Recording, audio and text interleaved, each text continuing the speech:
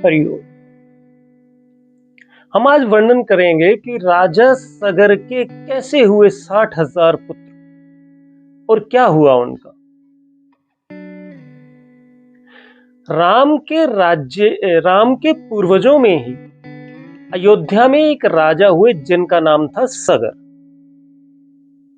सगर बहुत ही धर्मात्मा और पराक्रमी राजा थे। उनके राज्य में प्रजा अत्यंत प्रसन्न थी। राजा की 2 रानियां थी। उनकी पहली पत्नी विदर्भ की राजकुमारी केशिनी थी। वह भी बहुत ही धर्मात्मा और सत्यवादिनी थी। और उनकी दूसरी पत्नी अरिष्टनेमि कश्यप की पुत्री तथा गरुड़ की बहन सुमति थी। इस प्रकार से सभी प्रकार से संपन्न होते हुए भी राजा चिंतित रहते थे, क्योंकि उनकी कोई संतान नहीं। वे हमेशा संतान प्राप्ति के लिए उत्सुक रहते थे।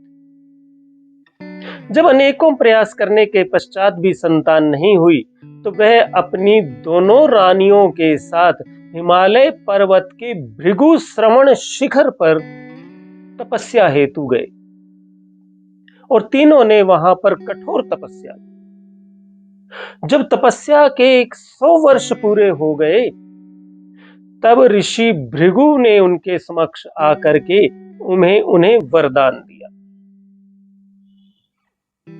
भृगु ने उनसे कहा कि तुम्हारी एक रानी तो एक ही पुत्र को जन्म देगी जो आगे वंश चलाने वाला होगा, और दूसरी रानी पराक्रमी और शूरवीर 60,000 पुत्रों की जननी होगी।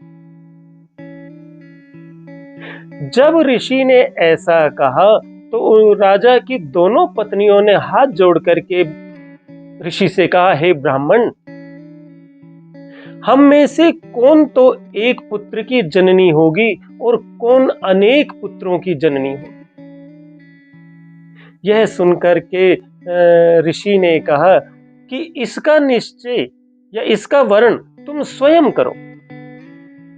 तुम में से कौन एक पुत्र का वर्ण करना चाहती है और कौन अनेकों वीर बालकों की जननी होना चाहती है।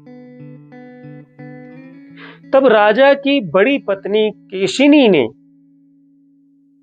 ऋषि से एक ही वंश चलाने वाले पुत्र की प्राप्ति का वरदान प्राप्त किया,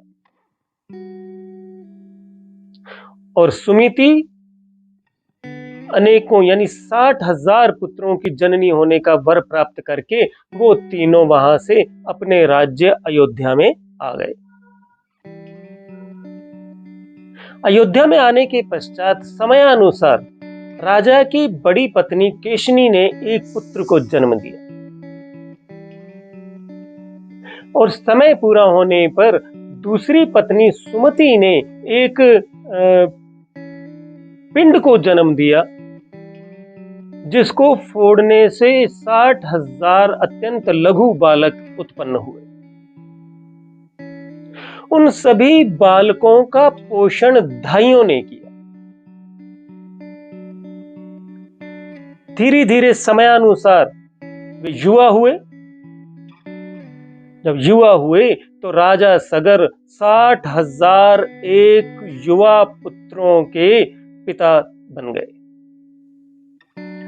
लेकिन राजा का केशिनी से उत्पन्न जो बड़ा पुत्र था, उसका नाम रखा गया था असमंज। वह बहुत ही उद्दंड उच्छृंखल स्वभाव का था। वह दूसरों को तंग करके प्रसन्न होता। वह नगरवासियों के बालकों को उठा करके सरयू नदी में फेंक देता, और जब वो डूबने लगते तो उन्हें देख करके हंसता और आनंद प्राप्त करता। इस प्रकार वह सज्जनों को पीड़ा देने लगा। नगरवासी उससे जब परेशान हो गए तो अनेकों बार उन्होंने राजा से उसकी शिकायत की। तो उससे तंग आकर के राजा ने भी अपने बड़े पुत्र असमंज को अपने देश से बाहर निकाल दिया। असमंज के एक पुत्र था जिसका नाम था अंशुमान। अंशुमान बहुत ही मधुर भाषी और लोकप्रिय था। लोगों में उसकी बहुत प्रशंसा होती थी। राजा सगर के जो शेष 60,000 पुत्र थे वो रसातल में कपिल मुनि के श्राप से भस्म हो गए।